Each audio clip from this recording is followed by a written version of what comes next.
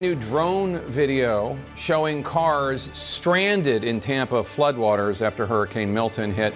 Tampa police say even though the storm has passed, there is a lot of work that remains to be done. Officers continue, for example, working in rescue operations. The nonprofit organization Aerial Recovery has been on the ground helping in recoveries after both Hurricane Helene and Hurricane Milton. Let's go to Jeremy Locke. He's the co-founder of the group. Jeremy, thanks for joining us. How many recoveries and rescues have you done so far? What was the scene like when you arrived down there last night?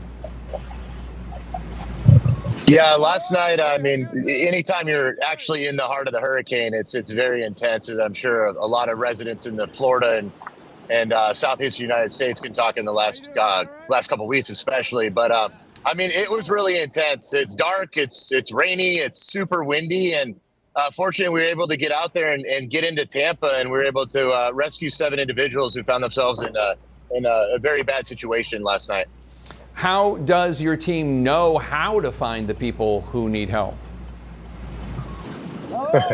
Yeah, well, we've been doing this for a while now. I've been doing it about 6 years. We have a pretty good following, and we get most of our information actually from social media, Instagram, Facebook. People that know that we're out there on the ground and we're looking, and they can reach out to us. They can go on our website, recovery.org. They can go on our Instagram and Facebook and basically just say that they need help or they know someone who's in a bad situation, and we'll vet it and we'll push a team out there and get them out of harm's way. How does the damage look now? Well, last night, to be honest with you, I was expecting when I got down to Sarasota after we went through Tampa and the sun to come up, I was expecting things to be a lot worse than it is. I'm not saying that area has not been affected, because it has very heavily been affected out here, but the storm did slow down. It did lose a little bit of its power as it made landfall just south of Sarasota. And to be honest with you, there's a lot of power out. There's a lot of trees down, a lot of things you expect with great wind damage and some surge waters. But I think we were a little lucky with this one, to be honest. What's the most shocking thing you've seen? Last night, that rescue, I mean, we went in there, it's after midnight, it's cold, it's wet, it's rainy. We got the water up to our chest, and we're helping a 2-year-old toddler out of a window with his pregnant mother and father. And I mean, that was pretty incredible and intense. And you have fellow neighbors that are yelling for help in it. So that was a pretty intense situation last night. I'm so glad you were there to rescue them. Can I ask a question? Why were they still there? That's a good question. I can't really speak on that. My best guess would be, some people either don't get the warnings, or unfortunately they find themselves maybe in an economic situation where it's difficult for them to get out of those places, to find a place to go.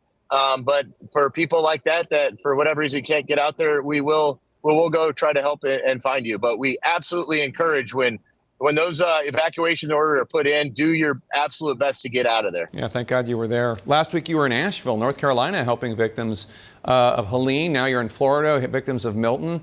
How is this recovery different from what you saw last week in North Carolina?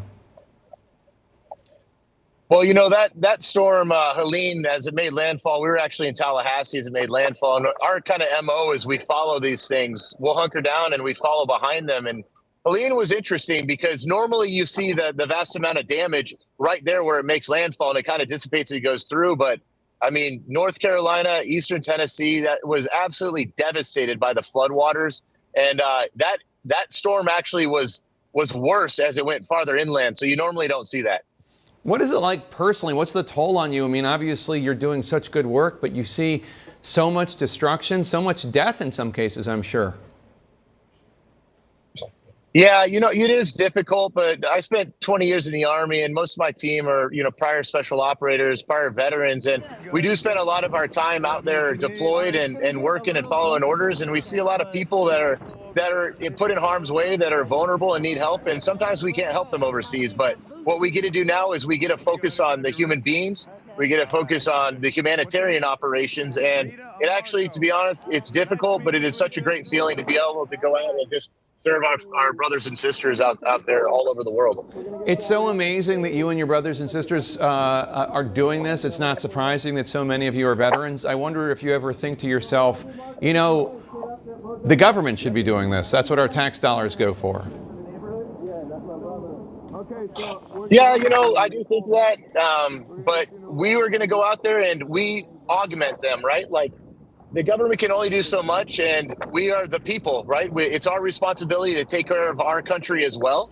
And if we are capable, I think everybody has a servant heart, has a servant ability, and we should go out there and do the best of our abilities to help other people out. Well, that's a beautiful sentiment. How long do you think you're going to be there in Florida helping with the recovery effort here? We're taking a look at that now. We're still doing assessments. I really believe that the search and rescue operations phase, at least on the western part of Florida, is drawing to an end. We're doing a lot of health and welfares. I imagine the team will be down here at least another 24, 48 hours. And then honestly, we'll probably push back up to North Carolina. They have a lot of need up there, but we're going to help out as long as we possibly can down here. Jeremy Locke, doing God's work. Thank you, my friend. God bless you. Really appreciate you. God bless you too. Thank you for having me.